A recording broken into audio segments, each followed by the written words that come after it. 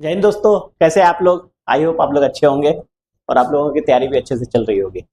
मैंने कुछ पिछले वीडियोस में मैं आप लोगों को बताया था कि हम लोग कुछ सीरीज चालू करेंगे आरपीएफ कांस्टेबल और एसआई के लिए। तो जिसमें हम लोग हर चैप्टर पे, मैथ्स और रीजनिंग के चैप्टर्स पे कुछ डिस्कस करेंगे, कुछ बेसिक कॉन्सेप्ट सीखेंगे और उसके बाद उससे रिलेटेड कुछ सवाल भी बनाएंगे। तो आज हम लोग शुरू करेंगे इस सीरीज के सबसे पहला परसेंटेज, जो कि मैथ्स का बहुत इंपॉर्टेंट चैप्टर है। परसेंटेज, हिंदी में प्रतिशत। देखिए, परसेंटेज का मतलब क्या होता है।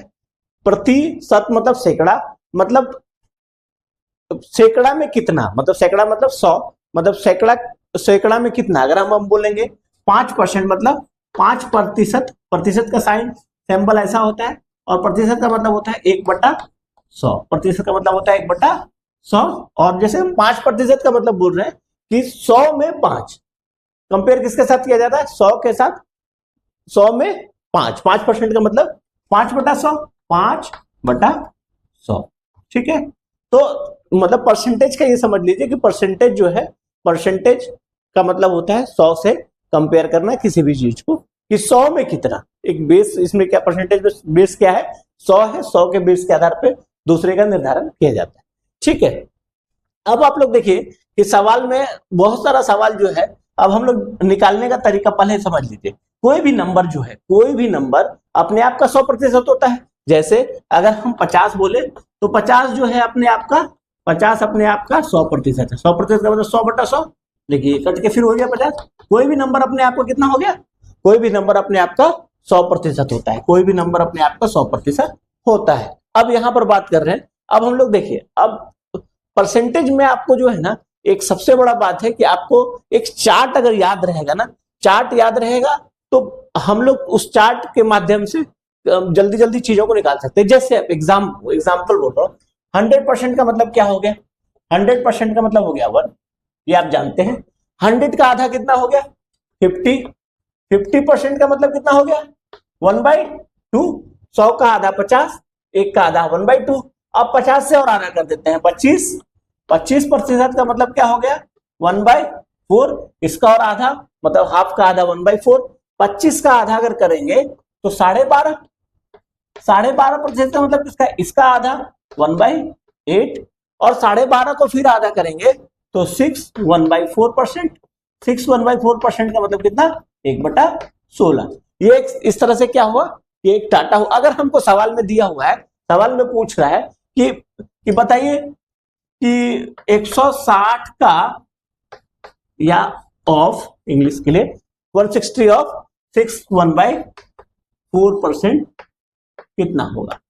इस तरह का सवाल अगर पूछा गया तो अगर हमको ये पता है कि 6 1/4 का मतलब क्या होता है, 1/16 होता है, तो हम सीधा निकाल सकते हैं 160 का मतलब गुना और 1/16। 16 से कट गया 10। इस नहीं पता रहेगा तो फिर आप इसको सॉल्व करेंगे।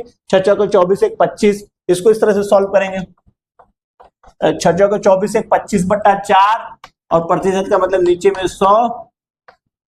25 चौके 100, फिर 4 चौके 100, 4 चौके 40, फिर 10। इससे भी वही आंसर निकलेगा। आंसर तो सेम निकलेगा, बट आपको कैलकुलेशन में जो है, कैलकुलेशन में आपको क्या है, कॉम्पिटिटिव एग्जाम में आपको मिनिमम समय में मैक्सिमम सवालों को सॉल्व करना है। इसीलिए आपको जैसे ये चार्ट अगर ये याद रहेगा तो आप सीधा क्विकर में एकदम फट से बिना समय गवाए इसको निकाल सकते हैं। ठीक है, चलिए नेक्स्ट देखते हैं हम लोग। 75%। 75% का मतलब क्या हुआ, 75% का मतलब हुआ 75/100, मतलब 3/4।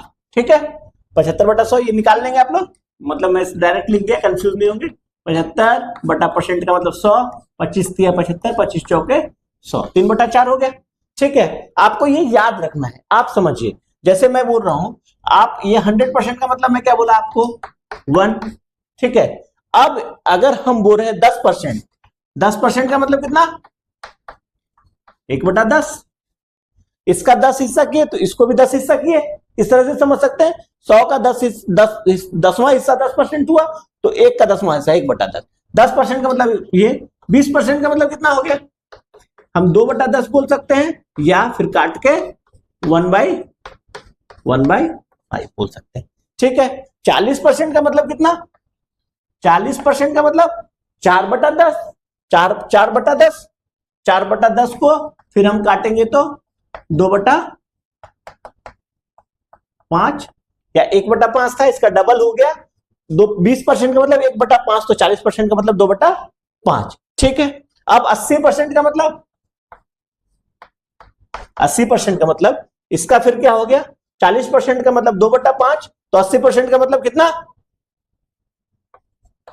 4/5। ठीक है, 90% का मतलब कितना, 9/10। ठीक है, अब देखिए एक होता है आपको 33.1/3%।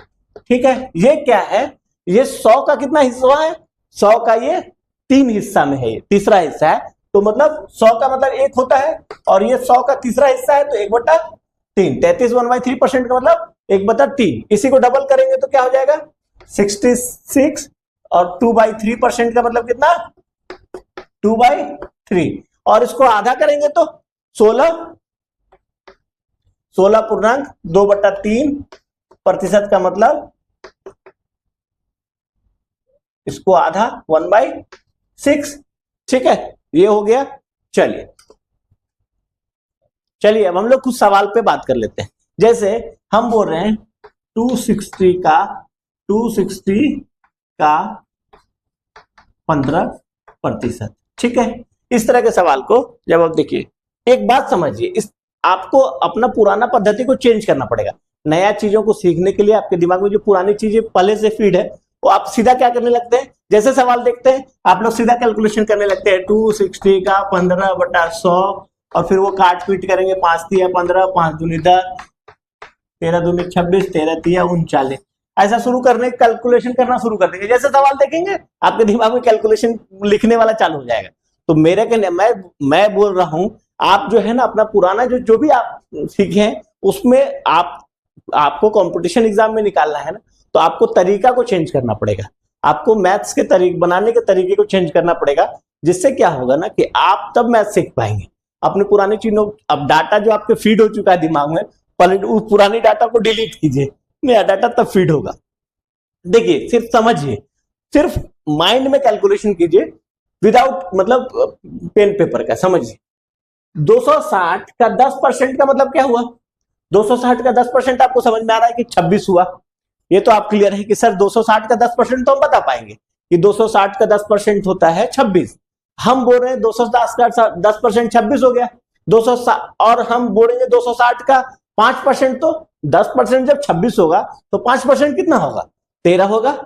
तो 15% का मतलब 10% प्लस 5%, मतलब 10% हो गया 26 प्लस 5% हो गया 13, तो दोनों को मिला दे तो कितना हो गया 39 हो गया। तो हम सीधा बोल सकते हैं 39। ठीक है, मतलब आप इस तरह से सोचना शुरू कीजिए, तब आप कैलकुलेशन फास्ट कर पाएंगे। हम बोल रहे हैं 370 का 35%। ठीक है, अब आप देखिए फिर वही बात, 370 का 35% का मतलब क्या, 10% मतलब 37, 30% का मतलब तिगुना, तो 37 का तिगुना कितना हो गया, 7 तिया 21 और 3 तिया 9 2 11, मतलब 111 111 111 हो गया, और प्लस 37 का आधा कर देंगे, 111 और 37 का आधा कितना हो गया, 18 दूनी 36, 18.5 18.5। अगर हम इसको करें तो कितना हो गया, 8 1 9 1 1 2 129.5 129.5। कितना मिनिमम कैलकुलेशन में हम लोग सॉल्व कर लिए। ठीक है, इस तरह से हम लोग सवाल को सॉल्व करेंगे। ठीक है, अब हम लोग छोटे छोटे सवालों को बनाना धीरे धीरे सीखते हैं परसेंटेज का।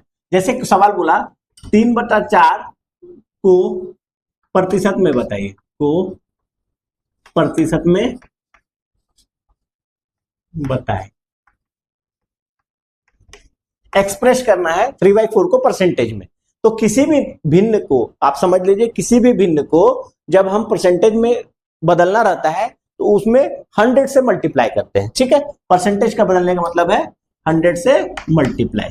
जब 100 से मल्टीप्लाई किए तो क्या हो गया, 25 चौके 100 और 25 तिया 75, और इसके साथ ये परसेंटेज का चिन्ह लग जाएगा। जब 100 से मल्टीप्लाई किए हैं तो उसमें ये चिन्ह लग जाएगा, मतलब 3/4 और 75% का वैल्यू दोनों सेम है। ठीक है, अब देखिए, अब एक बात परसेंटेज में आपको ध्यान क्या रखना है, एक चीज छोटा सा बात ध्यान रखना है कि 1% और 10% के बारे में आपको ध्यान रखना है इजी से निकालने के लिए। जैसे एग्जांपल पर मैं बोल रहा हूं 484 का 1%, तो 484 का 1% जब हमको 1% निकालना होगा तो पीछे से 2 अंक काउंटिंग के बाद दशमलव लगा देंगे तो उसका आंसर निकल जाएगा। मतलब 1% निकालना है, मतलब 1 2 के बाद यहां पॉइंट लगा दिए, मतलब 4.84 हो गया।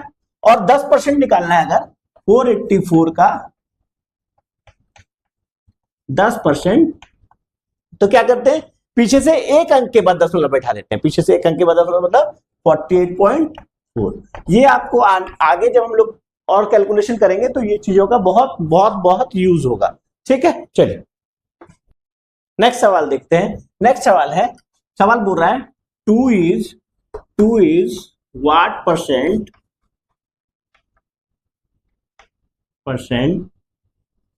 ऑफ 50, मतलब हिंदी में 2 50 का कितना प्रतिशत है। तो 50 का कितना प्रतिशत, कंपेयर किसके साथ कर रहे हैं, 50 के साथ कर रहे हैं। तो जिसको तुलना कर रहे हैं उसको ऊपर लिखेंगे, जिसको तुलना कर रहे हैं उसको ऊपर लिखेंगे, जिससे तुलना कर रहे हैं उसको नीचे लिखेंगे। और परसेंटेज पूछ रहा है क्या, कितना परसेंट है, तो परसेंटेज बनाने के लिए 100 से करेंगे।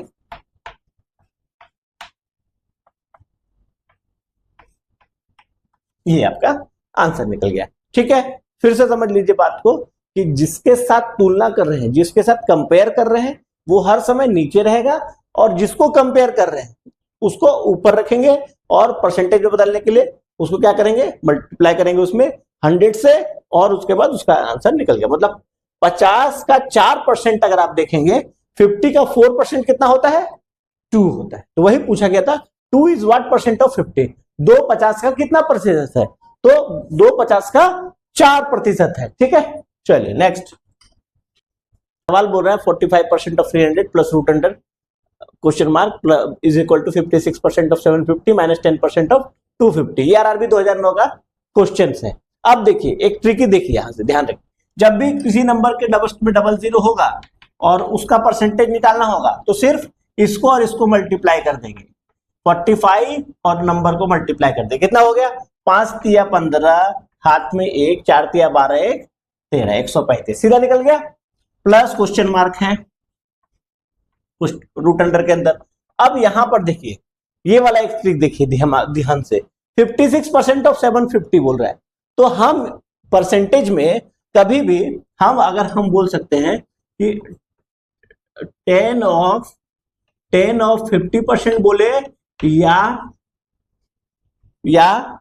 10% ऑफ 50 बोले, दोनों का वैल्यू सेम निकलता है। 10% ऑफ 50 बोले, 10% ऑफ 50 का मतलब 5, और 10% ऑफ 50 का 10% 5, दोनों का मतलब क्या है, वैल्यू, कोई उसमें कोई अंतर नहीं होता है। तो परसेंटेज में हम चेंज कर सकते हैं इधर का इधर। जैसे आप इसमें समझिए, इसको सॉल्व करने के लिए हम क्या सोच रहे हैं, हम सोच रहे हैं कि ये परसेंटेज को यहां अगर लेके चले गए तो क्या हुआ, इसका मतलब हुआ 56 ऑफ 750%। कहीं कोई दिक्कत नहीं है, इसमें कोई कंफ्यूजन नहीं है। अब बात समझिए, हम जानते हैं कि 56 ऑफ हमको 750% निकालना है, 750%। तो अब हम ये जानते हैं कि 56 ऑफ 1000% का मतलब क्या होता है कि अगर 1000% है तो सीधा इसमें एक जीरो बढ़ा देंगे, बस वो हो जाएगा, मतलब 560। कोई भी किसी भी नंबर का अगर 1000 एक जीरो, यहाँ ये 1000% अगर निकालना है तो क्या होगा, इस नंबर में एक जीरो बढ़ा देंगे तो आंसर हो गया। अब हमको पता है 56 ऑफ 1000% तो 1000 होता है, लेकिन हमको 750% निकालना है। मतलब ये क्या हो गया कि अगर हम इसको 250 का 4 हिस्सा समझ रहे हैं, 250 का 250 इंटू 4 है ये 1000% का मतलब, और ये कितना है 250 इंटू 3 750 का मतलब। तो ये मतलब इसका ये जो है, अगर ये 4 हिस्सा जो मिलके 560 हो रहा है तो 3 हिस्सा में कितना होगा, मतलब हम एक हिस्सा कितना होगा इसका, 560 का एक हिस्सा हो जाएगा 140। 14 चौके 56, 140। एक हिस्सा जब 140 है तो 3 हिस्सा कितना हो गया, 14 तिया 42। ठीक है, इस तरह से मैं ये आपको डिस्क्राइब किया हूं, कैलकुलेशन माइंड में कैलकुलेशन हो जाएगा ये। तो ये कितना हो गया आपका 420 और 250, 10% ऑफ 250 मतलब 25। ठीक है, अब आप सॉल्व कर लीजिए। ये कितना हो गया, इधर इस तरफ सॉल्व कर देता हूं। 135 plus root under question mark is equal to 420 में से 25 गया 395, 135 इधर आया, root under question mark is equal to 395 minus 135 कितना हो गया 0639 और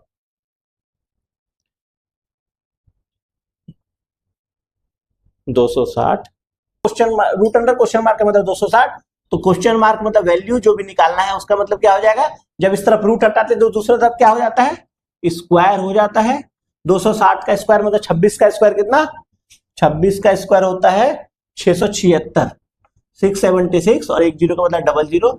ये आपका आंसर हो गया। ठीक है, देखिए अभी हम लोग जैसे इसके पहले वाले सवाल में जैसे बात किए तो उसी तरह का देखिए बात, जैसे एक छोटा सा देख लीजिए, 24% ऑफ 50 पूछा गया आपसे, 24% ऑफ 50, तो आप कैलकुलेशन करेंगे 24/100। इसको आप सिर्फ, मैं क्या बोला आपको, सोचने का तरीका चेंज कीजिए। हम इसको ये भी बोल सकते हैं 24 ऑफ 50%।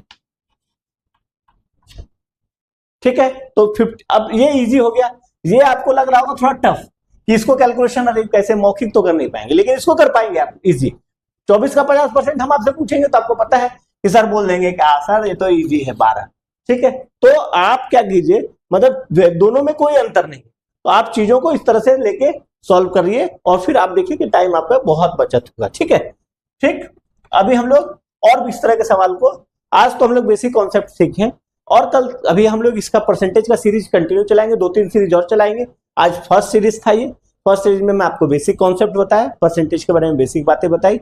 हम लोग धीरे धीरे 2-3 सीरीज में इसको परसेंटेज को खत्म करके एडवांस तक जाएंगे और कुछ सवाल जो हम सिर्फ वही सवाल बताएंगे जो संभावित है अपने एग्जाम में, आरपीएफ के कांस्टेबल सब इंस्पेक्टर के एग्जाम में संभावित प्रश्नों पे ही, सिर्फ हर चैप्टर के संभावित प्रश्नों पे ही चर्चा करेंगे। और ऐसा नहीं कि हम किसी मतलब और भी बातों को जबरदस्ती करेंगे। मिनिमम हम कोशिश करेंगे कि आपको मिनिमम समय में मैक्सिमम सवाल को सॉल्व करके आपको बताएं और आप उसको प्रैक्टिस कीजिए। Thank you.